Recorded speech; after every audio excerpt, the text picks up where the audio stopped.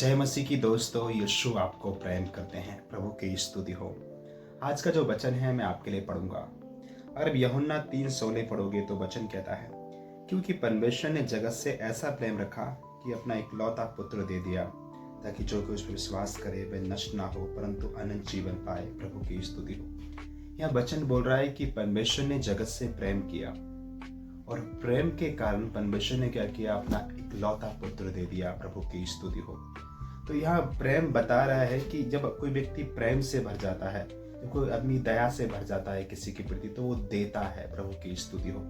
Bible में एक घटना है, वहाँ हेरोदेस राजा था और वचन कहता है कि उसका जन्मदिन था और बाइबल कहती है उसकी बेटी ने उत्सव में नाच दिखाकर उसे प्रसन्न किया और वो प्रेम से भर गया अपनी बेटी के प्रति और वो बोलने लगा, मैं अपना तू मांग, मैं तुझे अपना आधा राज्य तक दे दूंगा। कि जब व्यक्ति प्रेम से भरा होता है वो अपना सब कुछ दे देता है। मैंने इस माँ के विषय में सुना, इसके बच्चे थे, घर पे अकेले थे और ये माँ किसी काम से गई हुई थी। तो क्या हुआ कि सिलेंडर फट गया और इसके बच्चों की पूरी चमड़ी जल गई और डॉक्टर ने मांग की, तुम्हारे बच्चे बचेंगे नहीं, हमें मनुष्य की चमड़ी की ज़रूरत है।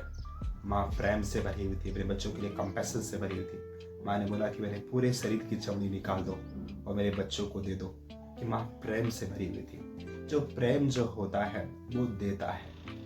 प्रभु की स्तुति। कोई किसी को कुछ दे रहा है तो वो अपना प्रेम दर्शा रहा है, वो अपना प्यार का भाव दर्शा रहा है। प्रभु की स्तुति हो। प्रेम जो है, अगर कोई व्यक्ति कुछ किसी को दे रहा है तो आप उसे अधिकार से नहीं मांग सकते। कुछ चीजें होती हैं वो प्रेम से होती हैं। जैसे मान लीजिए कि आपके घर पे मेहमान आए हुए हैं और मेहमान ने आपको मान लो 100 रुपये दिए। जब वो जा रहे हैं तो बच्चों को कोई 100 दे के जाता है, कोई 50 दे के जाता है। तो मेहमान से आप ऐसे नहीं कह सकते, आपने मुझे 100 क्यों दिए, मुझे आपको 500 रुपये देने चाहिए थे। लेकिन मेहमान अपने प्रेम से भर कर आपको दे के जाते हैं। तो वैसे मेरे दोस्तों, अगर कोई व्यक्ति आपको कुछ दे रहा है और आपकी कुछ मदद कर रहा है और आपकी कुछ सहायता कर रहा है तो वो आपको प्रेम करता है। और बहुत बार लोग प्रेम को अधिकार समझ बैठते हैं कि आपने मुझे पिछली बार इतना दिया था, अब इस बार आप इतना दीजिए, उसको इतना देते हैं, आप मुझे इतना कम क्यों दे रहे हैं। जिसका जितनी हैसियत होती है या जितना कोई व्यक्ति अपने प्रेम से भर के, जैसा उसका विश्वास होता है वैसा वो देता है। तो मेरे दोस्तों, अगर कोई व्यक्ति आपको कुछ दे रहा है तो आप जो आपको वो दे रहा है आप उसे लीजिए प्रेम पूर्वक। अपना अधिकार उस व्यक्ति पे मत जताइए। कि बहुत बार क्या होता है, आप अधिकार से कोई चीज़ मांगते हैं तो उस प्रेम से जो व्यक्ति देता है भरकर, जो अपनी खुशी से देता है, कुछ वो चुनता है अपने हृदय में सपने सजा कर किसी के लिए। अगर आप उसे अधिकार से मांगोगे तो आपके लिए वो सपने नहीं सजाएगा, फिर तो एक बिजनेस माइंडेड चीज़ें हो जाएंगी, उसमें कोई प्रेम नहीं होगा।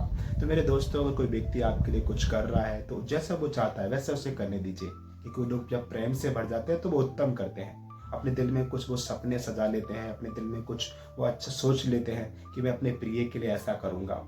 तो मेरे दोस्तों, जैसे वो व्यक्ति कुछ आपको दे रहा है या आपके लिए कुछ कर रहा है, जैसे वो चाहता है उसे करने दीजिए, उसे अपना प्रेम जताने दीजिए। अगर आप किसी को प्रेम करते हो तो आप भी ऐसा ही कीजिए। अधिकार मत जताइए। प्रेम में अधिकार नहीं होता। प्रेम जो होता है वो इमोशंस हैं, वो प्रेम जो है वो बहता है। तो मेरे दोस्तों, आज के लिए इतना ही। God bless you. प्रभु आपको प्रेम करते हैं।